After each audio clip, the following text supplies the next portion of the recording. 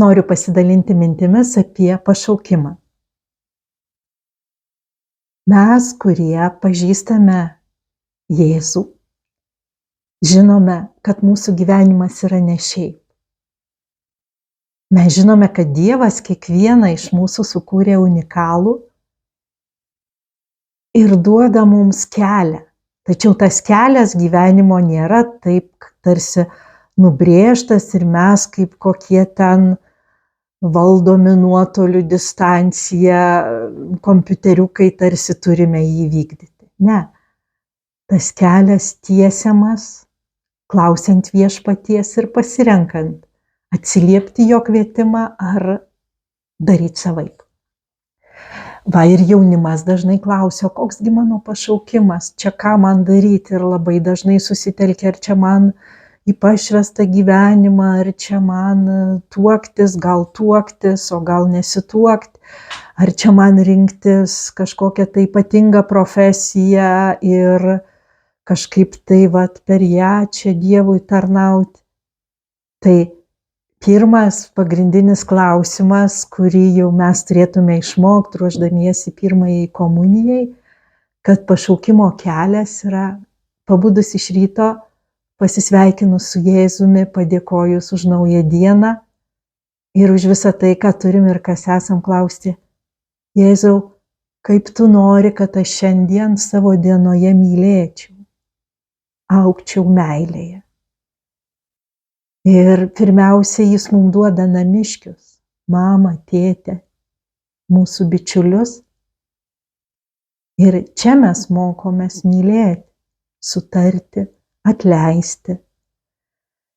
Mokomės nepataikauti, atjausti. Tai yra meilė. Toliau mes išeinam kažkur į mokyklą, vėliau į studijas, į darbą, kur yra daugiau sudėtingų situacijų, kur ne visi yra geranoriškai nusiteikę mūsų atžvilgiu ir tada Jėzus sako, ne tik draugus mylėkit, mylėkit ir priešus.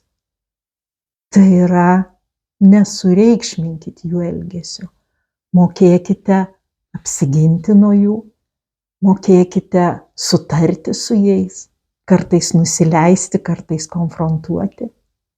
Jie yra svarbus. Taip mes atrandame, kad gyvenime yra reikalų per jį. Toliau, ieškodami savo pašaukimo, mes skaitome Evangeliją diena iš dienos ir išgirstame ten visokių nuostabių dalykų. Tai vienas nuostabiausių dalykų, kad Jėzus mus kviečia tarnauti.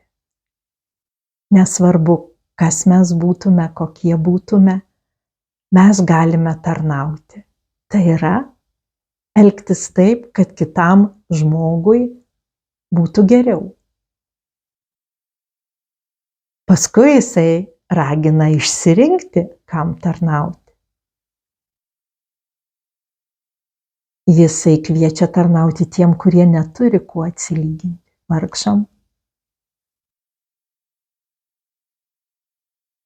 Ir jei mes išdrįstame į šiuo keliu, prasideda didysis nuotykis. Va šita tarnystė ir yra tikro pašaukimo kelio pradžia. Nes jei mes paimam šitą toną, šitą natą, tarnauti vargšam, nebūtinai 24 valandas per dieną. Tiesiog, galbūt savanorystėje, galbūt rinkdamiesi savo profesiją, galbūt praktiškai tiesiog savo laisvą laiką skirdami, lankydami kokį senolį, išklausydami juo pasirūpindami, sukurdami jam gražių dalykų, galbūt padėdami vienišai mamai, net ir be jokio noro galime likti su vaikais, jeigu mokame su jais elgtis. Šitaip dalindami savo laiką, mes žinome, dėl ko tai darom, nes sekame Jėzų. Tai va, ir tada prasideda tikroji pašaukimo kelionė. Nes viešpats, kuriuos nori pakviesti kažkokiu pašvestų būdu, ypatingų būdu, ar tai pasirenkant pašvestą gyvenimą, ar tai pasirenkant viso laiko profesiją, duoda įkvėpimą. Mes tame tarnystės etape pajaučiam, kad ne aš duodu savo meilę, bet kad va čia širdyje mano yra Jėzaus meilė ir dėl jo arba iš jo aš kažką duodu, darau tam žmogui. Ir labai neretai čia jauni žmonės susitinka ir savo gyvenimo meilę. Jie susitinka kitą žmogų, kuris irgi turi tokį nusistatymą – dalinti savo laiką, tarnauti. Ir tai yra labai svarbu, nes jau tų žmonių dera pagrindinė nuostata, ko jie siekia savo gyvenime. Labai dažnai, eidami per sunkumus, nes tarnauti vargšam tai nėra lengva. Pirmiausiai, mes esame smerkiami savo artimųjų. Na, ne visi, bet kai kurie. Kodėl tu išneši savo pinigus, kodėl tu savo laiką švaistai. Tau būtų žymiai geriau pabaigti kažkokius kursus, kažką tai dar daryti. Tu geriau nueik į masažą, kodėl tu čia su tais seniais sėdi. Taip, tai yra persekiojimas. Ir kai mes vis tiek renkamės sekti Jėzų, mumyse auga jo malonė. Ir auganti jo malonė mus nuveda ten, kur mes turime eiti. Kaip jinai nuveda, tai labai paprastai. Širdyje gauname kvietimą pasirinkti tai, kas yra aiškiai prieš srovę ir prieš madą. Pavyzdžiui, rinktis ne kokią nors prestižinę profesiją, o labai paprastą mokytojo, kur tikrai yra sudėtingų reikalų, socialinio pedagogo, socialinio darbuotojo, tikybos mokytojo, slaugės, mediko. Na, mediko darbas iš tikrųjų labai sudėtingas ir sunkus yra. Ir ne dėl to, kad ką aš pasieksiu, kiek uždirbsiu, bet kaip aš galiu viešpačiui tarnauti. Ir tai prasideda kelionė, tada mes renkamės. Renkamės tą vietą, į kurią mus kviečia Jėzus. Ir čia aš noriu pasakyti savo gyvenimo liudijimą apie savo 2 pamatinius pasirinkimus. Iš tikrųjų, jų buvo kokie 5, bet su šita mintim noriu papasakoti 2. Tai pirmasis jų buvo, kai man buvo 18 metų, aš baigiau vidurinę. Mano mama labai norėjo, kad aš būčiau ekonomė. Aš gal labiau būčiau sutikus būti lietuvių kalbos mokytoja, kaip mano mylima auklėtoja Kaišiadorių Giržado vidurinės mokyklos Marija Marcevičienė. Bet vieną dieną, besikalbėdama su ja, aš su susižavėjimu pasakau apie savo draugus, kurie studijavo teologiją. Ir ji sako, žinai ką, tu stok ten, kur nori. Į teologiją? Paklausiau aš. Ji tik nusišypsojo. Aš supratau, kad su šiuo išsilavinimu aš neuždirbsiu pinigų, aš nepadarysiu karjeros, aš vargiai ar neatrasiu kažkokį tai darbą, bet mano širdie buvo begalinis troškimas pažinti, koks yra Jėzus. Koks yra Jėzus, nes aš jau skaičiau tada Šventąjį raštą, Naująjį testamentą nešiojausi.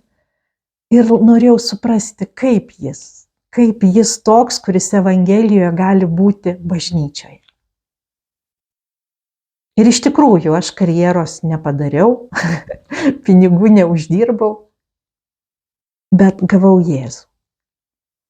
Antrasis mano pasirinkimas buvo prieš 6, gal daugiau truputį metų, aš savanoriavau kalėjime, atvažiuodavau vieną mergaitę paruošti krikštui, keletą renginių organizavau ir kalėjimo direktorius Vytautas sako, aš norėčiau, kad tu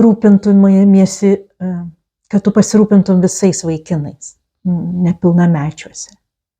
Ir man atrodė visiška nesąmonė, visiškas absurdas. Aš buvau visą gyvenimą gera mergaitė. Aš nesiruošiau dirbti su nuteistaisiais. Aš nežinojau, ką su jais darytis. Aš nežinojau, kaip su jais kalbėti. Mano savanorystės dažniausiai būdavo tokios, kad aš surasdavau žmogų, kuris kažkada buvo teistas ir kuris sustvarkė gyvenimą ir jį atveždavau jaunimui. Arba ne tik jaunimui. Vedžiau alfa kursą, bet dirbti 20 valandų per savaitę. Ir kai aš meldžiausi, aš supratau, kad taip Jėzus nori, kad aš ten eičiau. Buvo labai sunku. Bet iki šiol tai yra pati nuostabiausia mano tarnystės vieta, kur aš 2 kartus per savaitę susitinku Jėzų kartu su manimi ateinantį į kalėjimą. Nes kai vyrai su manim kalba maldas, kai aš matau jų ašaras, kai aš matau jų džiaugsmą, kai jie nueina po ilgo laiko gerai pasiruošę išpažinčiai, atgailos ašaras arba džiaugsmą, tai yra nepakartojama. Tai yra be galo prasminga. Ir labai dažnai, kai priimu komuniją, aš meldžiuosi, padėk Viešpatie mane ten, kur tu nori. Ir jei aš tikrai žinosiu, kad ten turiu eiti, aš ten ir eisiu. Tai pašaukimas nebūtinai yra kažkoks konkretus darbas. Žinoma, jeigu moteris pasirenka santuoką, gimsta vaikai, ji negali per vidurį kelio apsigalvoti, kad jinai nebenori būti mama ar kažkaip tai.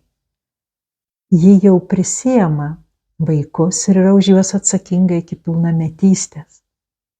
Lygiai taip pat vyras. Tarnystės jos gali keistis. Bet pašaukimas, kad mano gyvenimas yra prasmingas, jis ateina būtent iš tos nuostatos, kad aš trokštu mylėti. Ir mylėti ne ten, kur yra lengviausia, bet mylėti ten, kur yra sunku, kad augtų raumuo. Tai visus, kurie jaučiasi gal ne vietoj, ne savo pašaukime, praradę kažką tai ar atradę, ar nusivylę, kviečiu pradėti nuo tokių paprastų dalykų. Iš ryto atsikėlus, klausti, kaip aš šiandien galiu mylėti ir prašyti Dievo pagalbos. Toliau Evangelijos skaitymas ir ypatinga atida tiems, kuriuos Dievas siunčia. Ir malda, Dieve, padėk mane į vietą.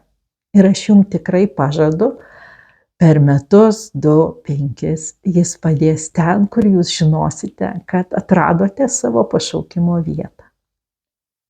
Kelionė su Viešpačiu yra nuostabus nuotykis. Ir stebuklų yra daug.